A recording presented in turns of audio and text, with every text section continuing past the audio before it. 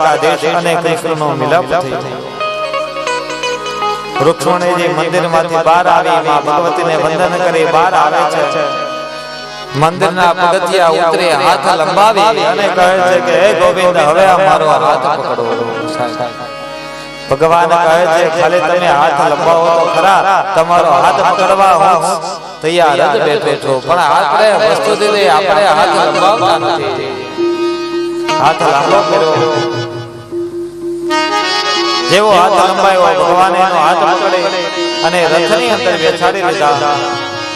ભગવાન કૃષ્ણએ રૂક્ષ્મણીજીનું હરણ કર્યું। આ વાતની જાણ થઈ કોને? તો રૂક્મિકને। આ બાજુ માંડવે જાન આવી છે, શિશુપાલને પણ એની જાણ થઈ।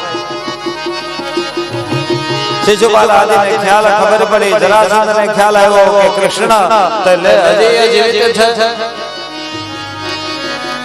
એણે રૂક્ષ્મણીનું હરણ કર્યું। બધા રાજાઓ એની સાથે યુદ્ધ કરવા આવે છે, પકડવા એની પાછળ દોડી આવે છે। આ રૂક્મિકે પ્રતિજ્ઞા કરી કે જ્યાં સુધી મારા બેનને હણનારને હું મારીશ નહીં ત્યાં સુધી ફરીથી વિદર્ભ દેશમાં નહીં આવું, પ્રતિજ્ઞા કરે છે।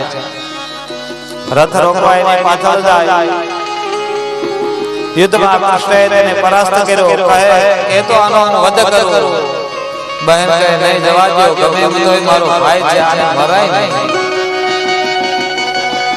એટલે માટે ભગવાને એનો અડધો મુંડન અને અડધો મૂછું કાપી અને એને જવા દીધો છે। ભગવાન દ્વારકાધીશ પોતાના નગરની અંદર ગયા। બલરામજી એની સહાય કરવા માટે રથ લઈને પાછળ આવે છે। કહે છે કે તમારી સહાય કરવા આવ્યો છું, પણ કૃષ્ણ કહે ક્યાં સહાયની જરૂર છે, હવે તો રથ ચલાવો। રથ હકાવી બધા દ્વારકા નગરની અંદર ગયા। હવે અહીંયા પણ ભગવાન દ્વારકાધીશ કહે કહેવાય છે ને પેલો ગાય પરમેશ્વર। જો હું સંસ્કારોનો સંસ્કૃતિનું જતન નહીં કરું તો બીજા કોઈ સંસ્કૃતિનું જતન નહીં કરે। પેલા લગ્ન છે ને એટલે મારે ધામધૂમથી મારે લગ્ન કરવા છે। એટલે ભગવાન કૃષ્ણએ ધામધૂમથી બ્રાહ્મણોને બોલાવી અને સારી રીતે ધામધૂમથી લગ્ન કર્યા। ભગવાન કૃષ્ણ જાન લઈને ગયા છે।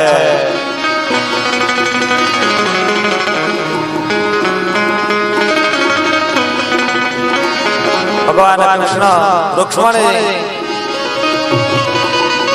સારી રીતે વિવાહ સંસ્કાર કરે છે। ભગવાન કૃષ્ણ જાન લઈને આવે છે। ચાલો આપણે પણ આજના દિવસે આપણા નગરની અંદર આપણા ભગવાન સભાની અંદર કૃષ્ણ અને રૂક્ષ્મણીના વિવાહ કરાવીએ। ચુડાસમા પરિવારના જે જમાયું છે, જે દીકરીઓ છે એ જાન રાખે છે અને જાનને ગળે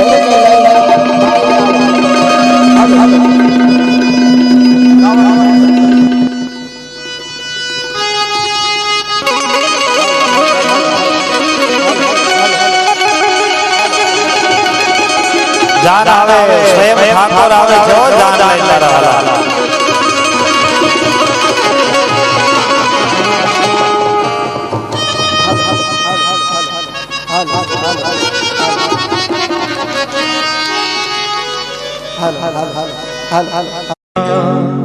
मंदिर बन जाए भक्ति की जिसमें ध्वनि होती, मन मेरा मंदिर बन जाए भक्ति की जिसमें ध्वनि होती, जन्म जन्म के सागर से गुरु मुक्ति का ढूंढ लूं मैं मोती।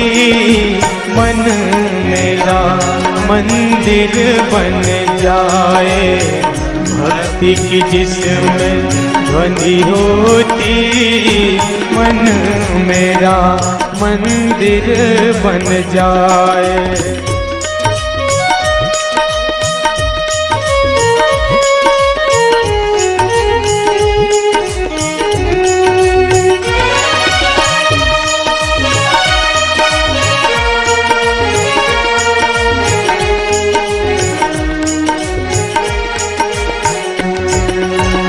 मैं तो प्यास हूँ और तुम गुरुवर, जैसे अमृत की धारा। मैं तो प्यास हूँ और तुम गुरुवर, जैसे अमृत की धारा।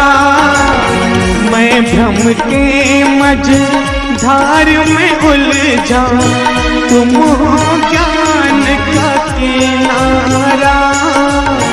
मैं भ्रम के मझधार में उलझा, तुम हो ज्ञान का किनारा। तानों में मेरे सुर तुम्हारे, सांसों के संगीत भी तुम। रागनी सुख दुख की गाने वाले संसार गीत भी तुम। मन मेरा मंदिर बन जाए, भक्ति की जिसमें ध्वनि होती।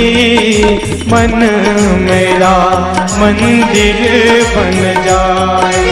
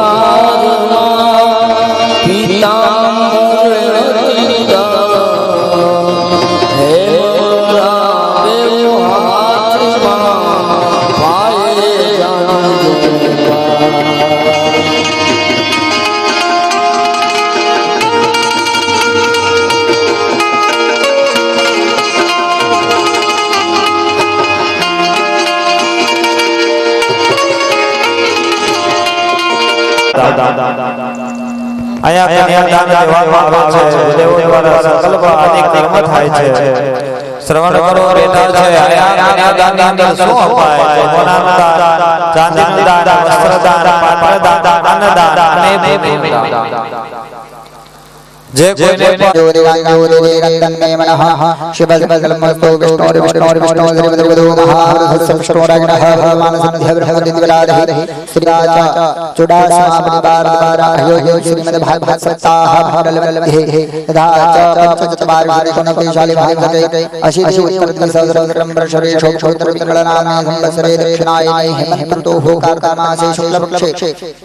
देव उठी एकादशायां शुभपुण्यदिनो हो हरिहरवासरे उत्तरभाद्रक्षे वज्रयोगे वाणिस्तुर्नाम्ने करणे मीनराते चन्द्रे वृक्षरास्ते सूर्ये मेषराते देवो रहवेदाराजानुग्रहष्टायां शुभपुण्यदिनो गोत्रत्रन्नः कासगोत्रत्रन्नदानि यजमानस्य वेदशाखां श्रुताय यज्ञोपवितसिद्धाविस्मृति यजमानस्य जे कन्यादान देवा માટે બેઠેલા છે તે ધ્યાન આપજો તમારા પિતાના પિતા દાદાનું નામ બોલવાનું છે ચમચી પાણી એક ખાસ કે અહીંયા સુરાસમાં પરિવાર તમારા પિતા પછી તમારા માતાનું નામ બોલવાનું તે ભાઈ બધા લખાજો જે કઈ દાન પૂર્ણ કરવાનો હોય એ બધા કરતા દેજો ચાલો ઓમ દીર્ઘાનાગાદિયોગિની સ્ત્રીણે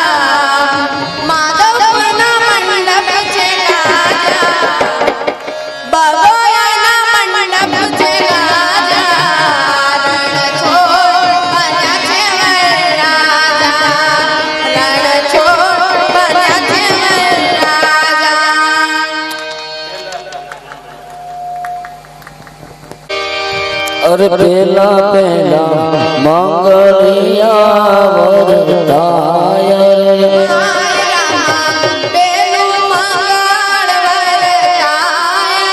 पेलू मंगल गायो ना दान देवाय रे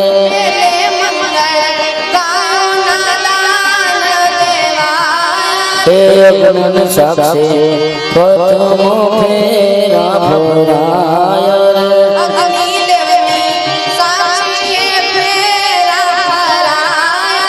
पेलू पेलू मंगलियो वरदाय रे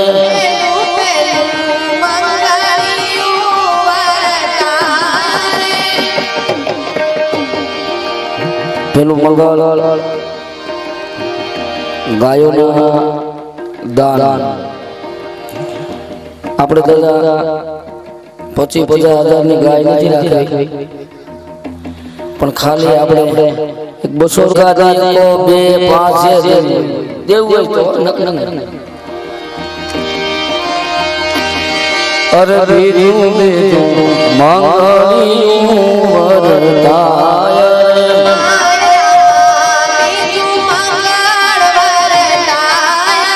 માંડવરામાં મંગળ ગીત ગવાય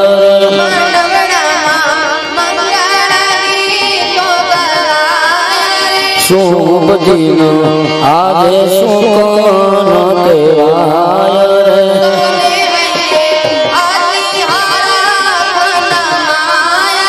પેલું પેલું મંગળિયું વરદાય રે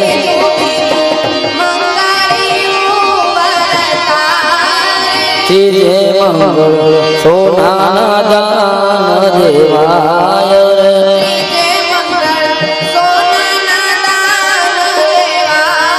અરે ફૂલના કેરી ફોરમ બધે પરસાય રે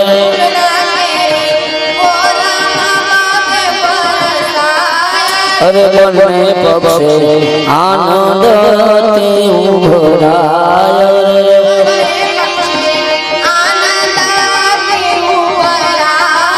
એ સ્વાન દેવાય રે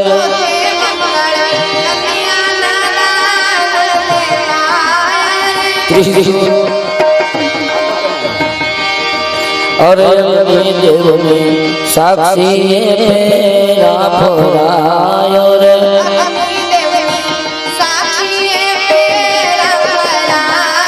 એ માંડવડામાં મંગળ ગીત ગવાય રે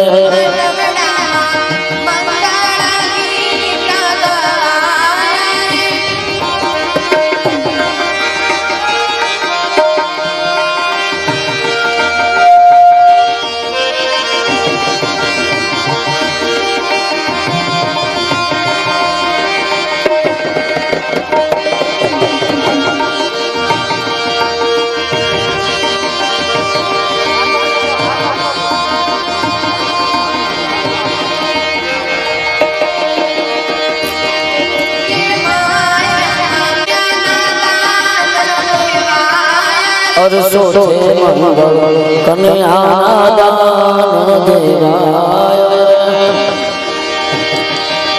और अग्नि देव ने साक्षी फेरा फराय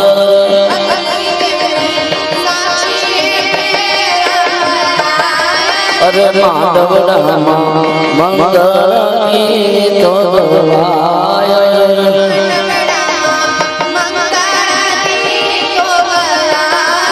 अरे माधवरामा मंगल गीत गवाय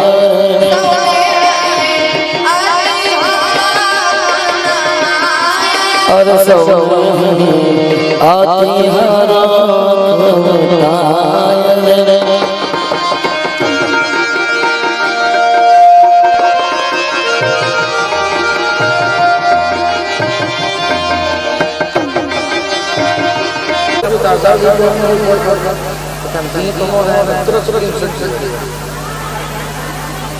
आपस में वोल बोल दो वोल बोल नाम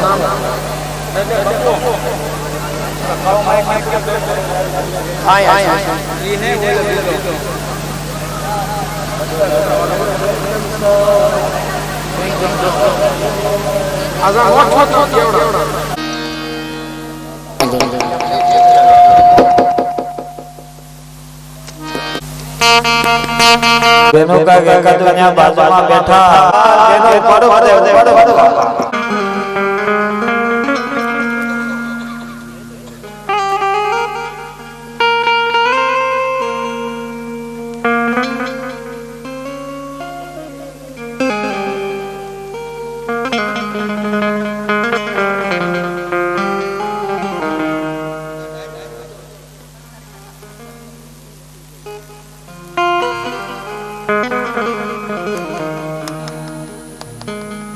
ભગવાન નારાયણ કંસાર જન્મે છે મૌન વ્રત ધારણ કરી ભગવાનના મંત્રના જપ કરવા ભલે કીર્તન તો આપણને મોડર્ન જમાનામાં આપણે ભગવાન ઠાકોરજીને કઈ જમાડી ન શકીએ પણ ભાવ એવો કરવાનો ભગવાન આજે તમારી ચારે બહેનો નારાયણ અને રુક્ષ્મણીને પગે લાગી ઊભા થઈ જાઓ માયરો છોડી દેજો ખાલી ભગવાન નારાયણ અને તુલસી માં જે છે બાકી ચારે બહેનો ઊભા થઈ જાઓ પગે લાગી ભગવાન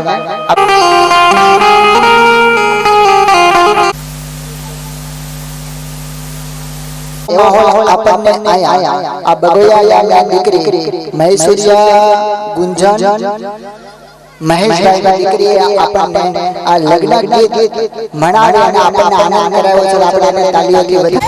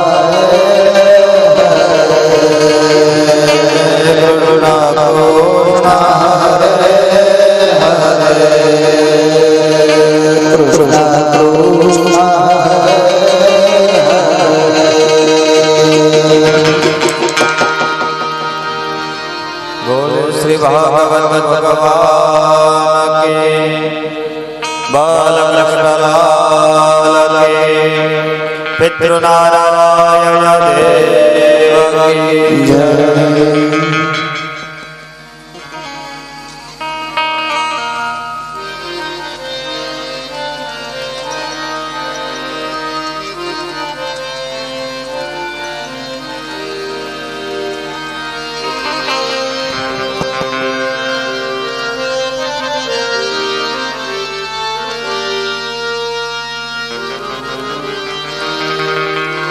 ભાગીરથ જ્ઞાન ગંગા આજનો આપણો છઠ્ઠો દિવસ અને એમાં પણ પાછું પ્રથમ છત્ર ભગવાન દ્વારકાધીશના શ્રી ચરણોની અંદર વંદન કરી ભાગવતજીના શ્રી ચરણોની અંદર વંદન અત્રે ઉપસ્થિત વિપ્રવર્ય તેમજ ગંધર્વોના હૃદયની અંદર બિરાજમાન પરબ્રહ્મ પરમાત્માના શ્રી ચરણોની અંદર મારા વંદન.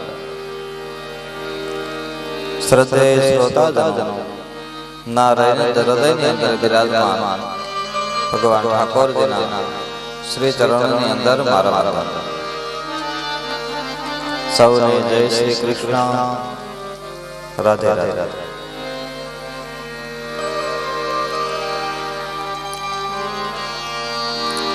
ભાગીરથી જ્ઞાન ગંગાનો યાત્રાનો આપણે પ્રારંભ કરીએ. ગઈકાલના છત્રની અંદર આપણે જોયું ભગવાન ગિરિરાજ ધરણને તોડ્યો છે. એટલે ભગવાનનો એક નામ થયું ગિરિરાજ ધરણ કી જય. જેણે ગિરિરાજને ધેડા એ તોડ્યા એ પરમાત્મા એટલે ભગવાન કૃષ્ણ. અને ક્યાં સુધી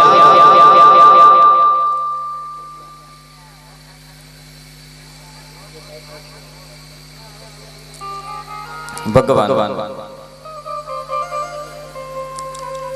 ગોકુળ વાસીઓને વૃંદાવન વાસીઓને 7 દિવસ સુધી રક્ષા કરી. 12 મેઘ ખાંગા થયા, મુશળધાર વરસાદ. ભગવાને દરેક નગરજનોને ગિરિરાજને ધરણ ધારણ કરી અને પરમાત્માએ દરેક વ્યક્તિની 7 દિવસ સુધી રક્ષા કરી. એટલે ભગવાને 7 દિવસ સુધી આ ગિરિરાજ પર્વતને તોડ્યો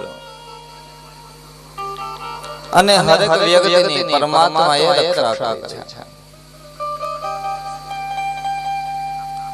ઇન્દ્ર મહારાજ કહે છે કે વરુણદેવ શું થયું હવે? આજે 7 દિવસ થયા, વૃંદાવનની શું હાલત છે એ જણાવો.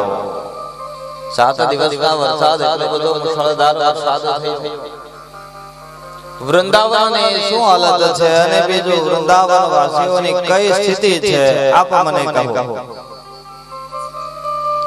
ત્યારે વરુણ કહે છે કે 12 મેઘ ખાંગા કર્યા છતાં પણ હે દેવેન્દ્ર નગર વાસીઓનો વાળ પણ વાંકો નથી. હવે તો કે હવે તો એટલું જળ નથી કે હજી વરસાવી. જળ પણ ખૂટ્યું છે. હવે એટલું જળ પણ દેવરાજ ઇન્દ્ર કહે એટલો બધો મુશળધાર વરસાદ, એટલો બધો તોફાન છતાં કોઈને કોઈ વસ્તુ નહીં કે હા મહારાજ કોઈ પણ વસ્તુ નહીં. જે નગરમાં જે હાલત હતી એ જ હાલત એવી જ રીતના બધા શાંતિથી શાંતિપૂર્ણ બધા રહે છે. કે આ બધા છે ક્યાં? કે ભગવાન કૃષ્ણએ ગોવર્ધનને ધારણ કર્યો છે અને એ પર્વતની નીચે બધા શાંતિથી નિવાસ કરે છે. દેવરાજ ઇન્દ્ર કહે કે આ કૃષ્ણ કોણ છે? ભગવાન સ્વયં દેવરાજ ઇન્દ્ર ત્યાં આવ્યા અને એને ભગવાન કૃષ્ણના દર્શન કર્યા. ત્યારે ઇન્દ્રને ખ્યાલ આવ્યો કે આ કૃષ્ણ એટલે કોઈ નંદના પુત્ર નહીં પણ સ્વયં બ્રહ્મ છે. સ્વયં બ્રહ્મ છે, સ્વયં નારાયણ છે. અને નારાયણ પધારે છે ક્યાં? તો કે જળમાં. અને આપણે બધા વરસાવીએ છીએ જળ. આ બધું કર્યું આપણે છે ને જળથી. તો જળથી નારાયણ પ્રિય છે. એને શું થવાનું છે? બ્રહ્મને આપણે એક નામ આપ્યું છે જેનું નામ છે નારાયણ. તમે 7 દે 6 દિવસના આપણા છત્ર ગયા એની અંદર આપણે બધા એક શ્લોક સાંભળીએ છીએ ગુરુ બ્રહ્મા ગુરુ વિષ્ણુ આ હરેક વ્યક્તિ લગભગ બાળપણથી આપણે જ્યારે ભણવા બેસીએ ત્યારથી લઈ અને જ્યાં સુધી લગભગ મારો અંદાજ છે ત્યાં સુધી 7મા ધોરણ સુધી આ પ્રાર્થના કરવામાં આવે. કેવી પ્રાર્થના છે? કહે છે કે ગુરુ બ્રહ્મા ગુરુ વિષ્ણુ ગુરુ દેવો મહેશ્વરઃ. આ પહેલી પંક્તિની અંદર 3 દેવ આવ્યા. કયા? કે બ્રહ્મા વિષ્ણુ અને મહેશ. હવે બીજી પંક્તિની અંદર શું કહે છે?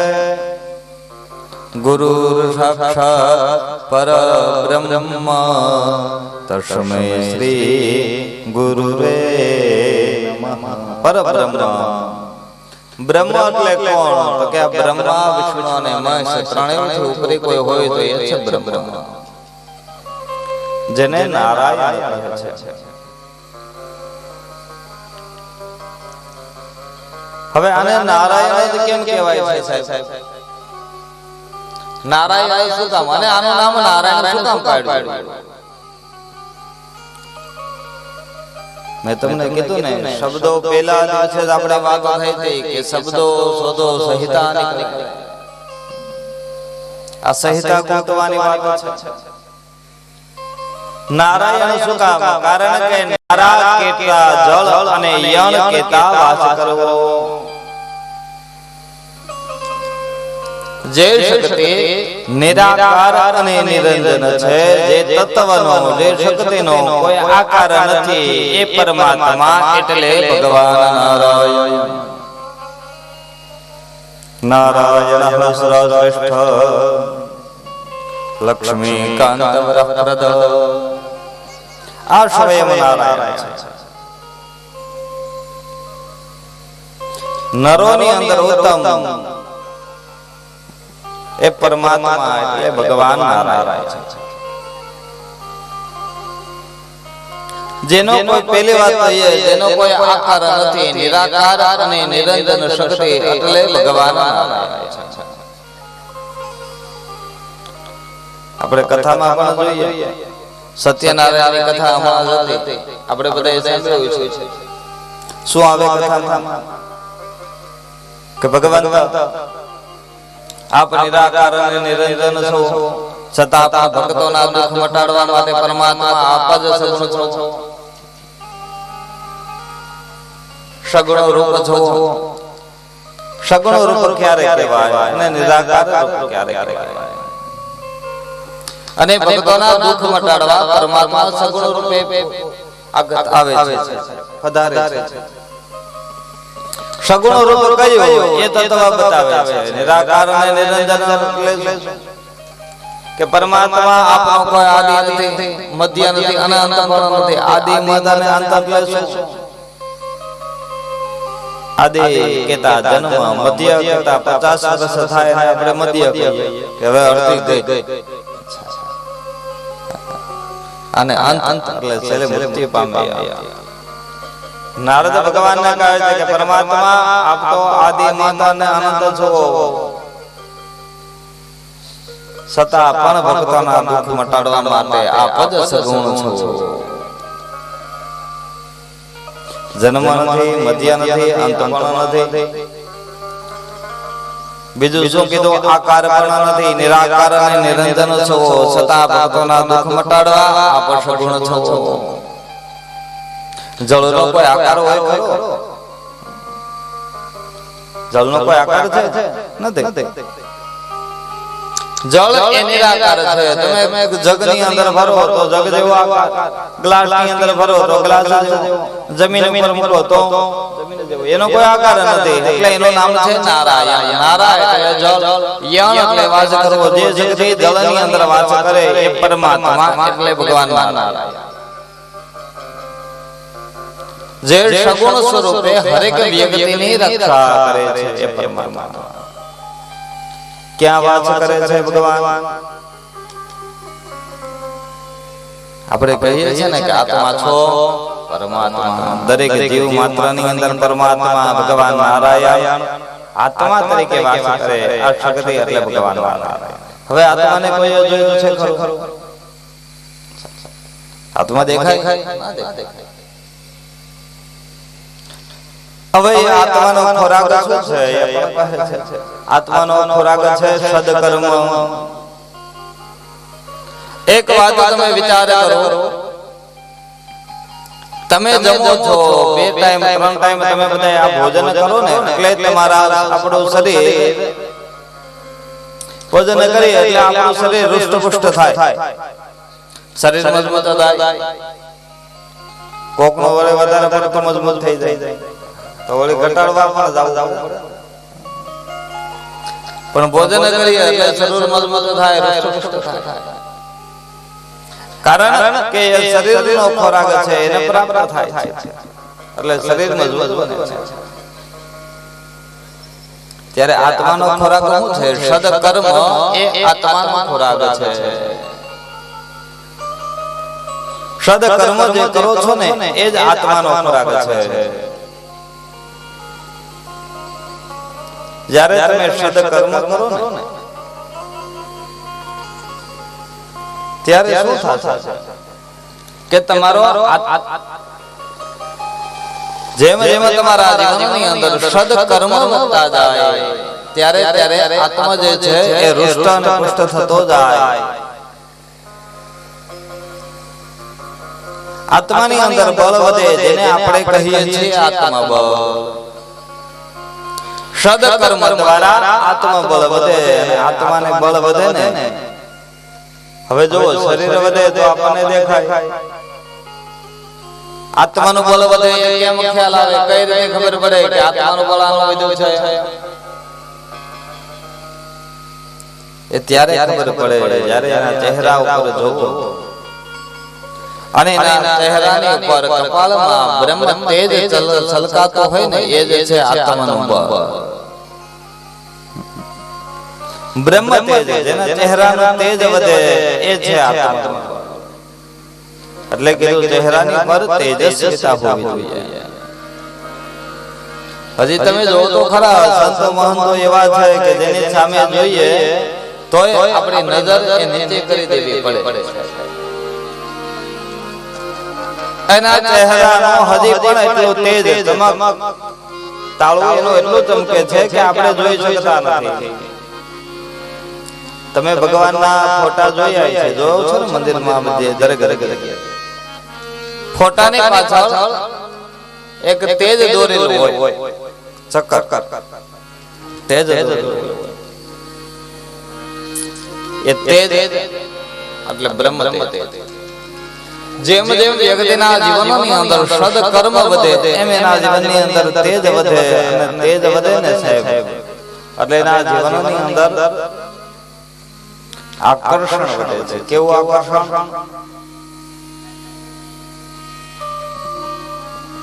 સમોહ, વશીકરણ એના જીવનની અંદર પ્રાપ્ત થાય. ઘણા આવે નથી કહેતા દાદા અમને કઈક એવો મંત્ર આપો ને વશીકરણ બધાને વશમાં કરી લઈએ.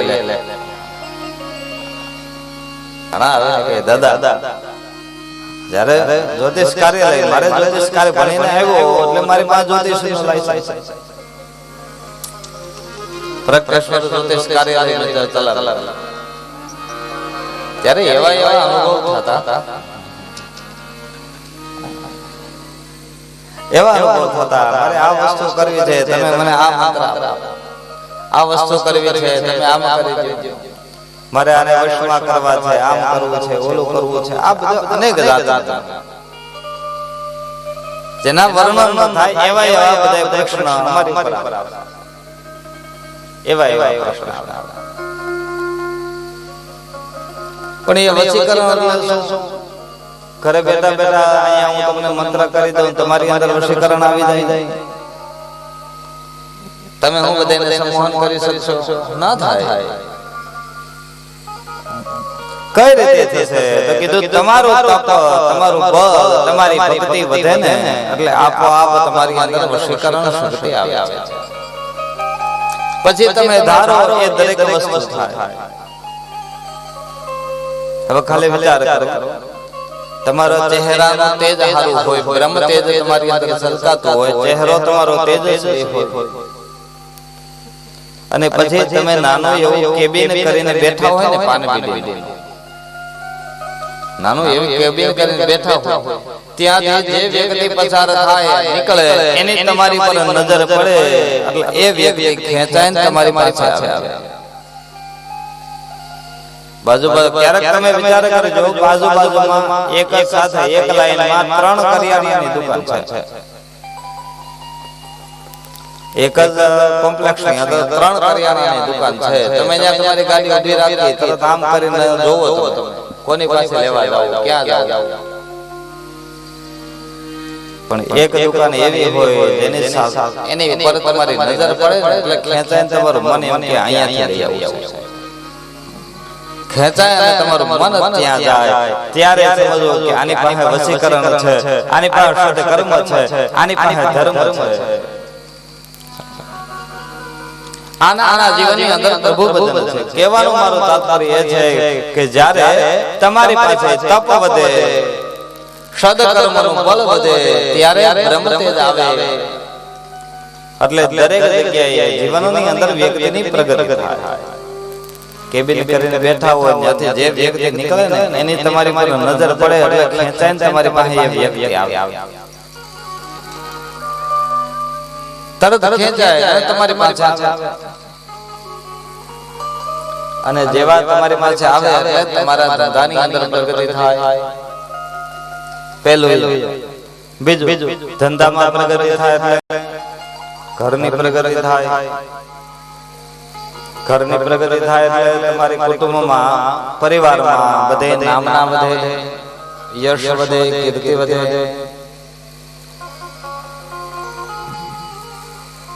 અને જેની અંદર પછી આ બ્રહ્મ તેજ હોય ને એ વ્યક્તિ કેવો હોય એ હું તમને કહું. જ્યારે ગામની અંદર કે કુટુંબમાં જ્યારે આવા ભાગીરથી સદકર્મ થતા હોય ને ત્યારે એની બાજુમાં આવી અને એ ભાઈ ઉભો છે, શું કહે છે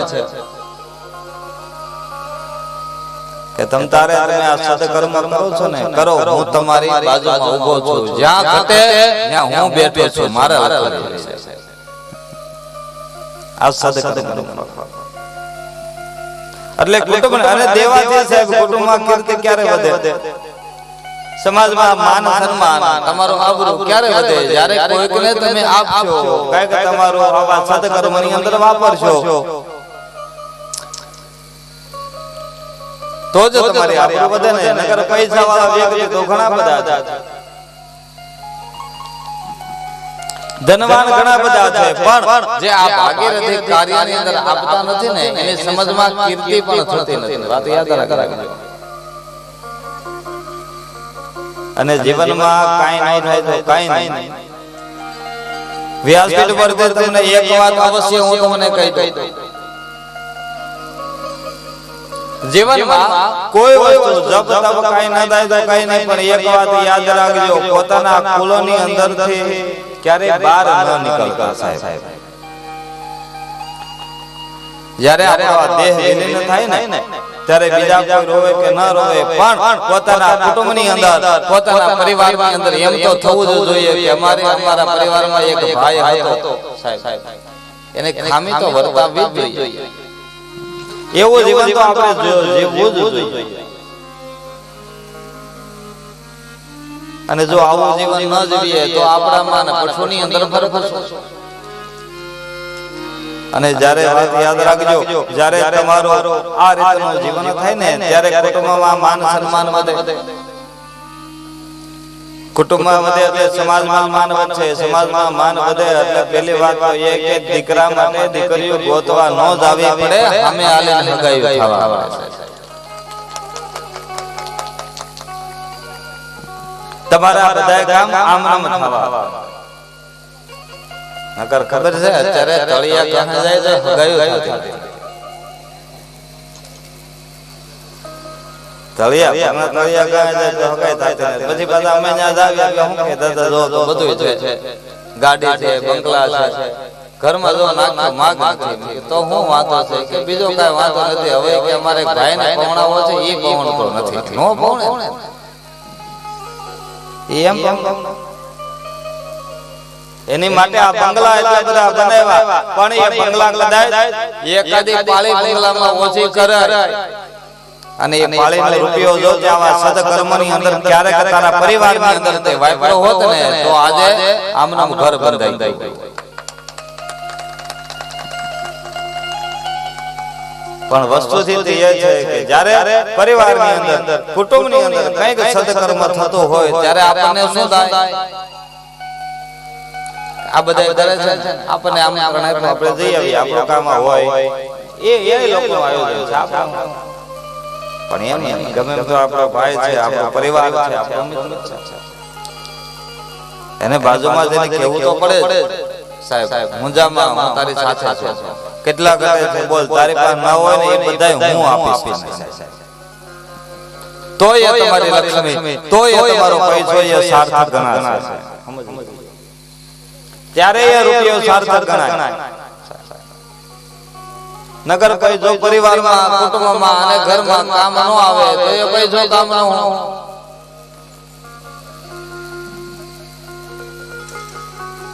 તો એ ધન કામનું શું સાહેબ? ગમે એટલા ધનવાન થવો તમે, પણ કોઈને કામમાં તો આવું એમ નથી. આપણે ઓલા નહોતા કહેતા ઘસી ની કે મારે બધું તો ન કહેવાય, પૂરું બધે પોતપોતાની રીતે કરવાનું. આપણો નિયમ છે પૂરું નહીં કરવાનું. આ બધા તત્વ શબ્દ વિચાર તો કરો કેવી. અને આપણા ગઢિયો જેટલી આ કહેવતો જે પડી છે ને એની અંદર ક્યારેક અંદર ઉતરો તો ખબર પડે કે આળીને હાથે જ છે. કહેવતો જે છે એ કઈ ખોટી નથી. આ બ્રહ્મ તેજ આપનાર તત્વ એટલે ભગવાન નારાયણ. અને જેના જીવનની અંદર બ્રહ્મ તેજ આવે ને એના જીવનમાંથી પહેલી વાત તો એ પહેલા એના જીવનમાંથી લોભ જાય. એના જીવનમાંથી લોભ જાય.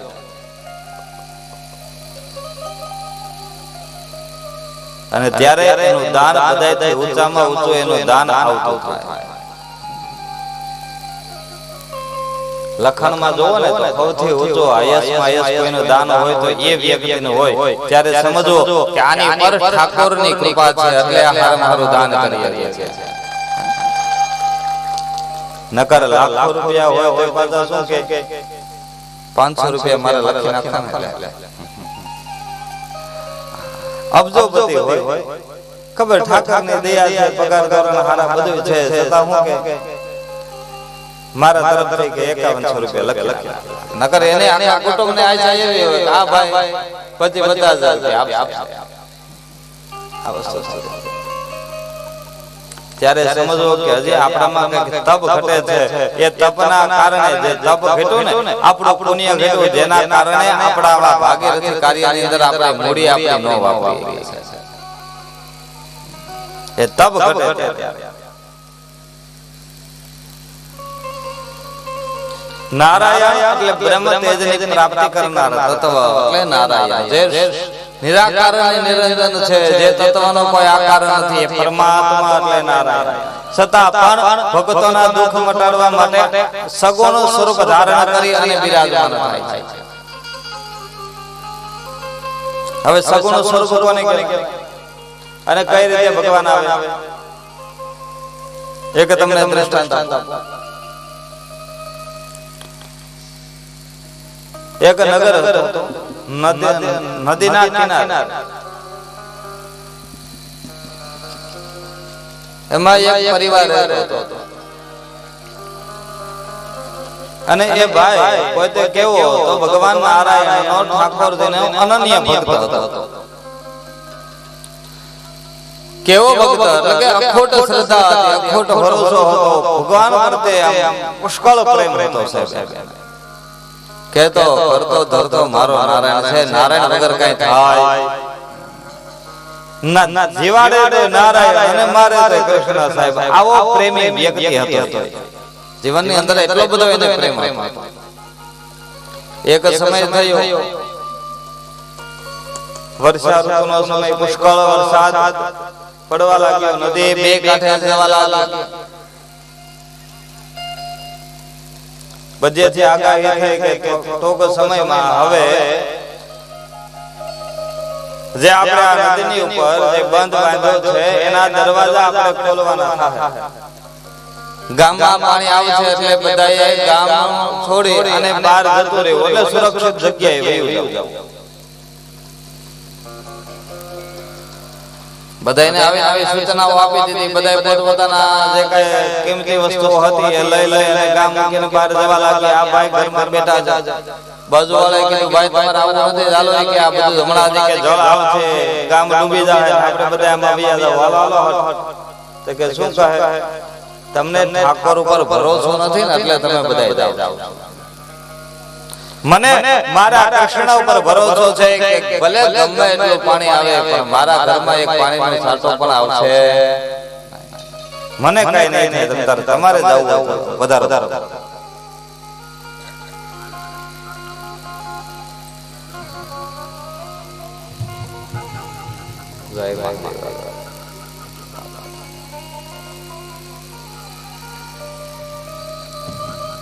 તમારે જવું હોય તો તારે જવું, મને કઈ નહીં થાય. હવે પાછું જો જળ આવવાનું છે, ખબર છે, આખું ગામ ડૂબવાનું છે, છતાં પણ એને ભરોસો કેટલો ભગવાન. આખું ગામના દરેક વ્યક્તિ ગામ મૂકીને જતા રહ્યા. આ ભાઈ ઘરમાં ને ઘરમાં છે. થોડી વાર થાય એટલે આખા ગામમાં પાણી ફરી વળ્યું. એના ઘરમાં પાણી આવ્યું. પલંગ ઉપર ભાઈ બેઠા હતા.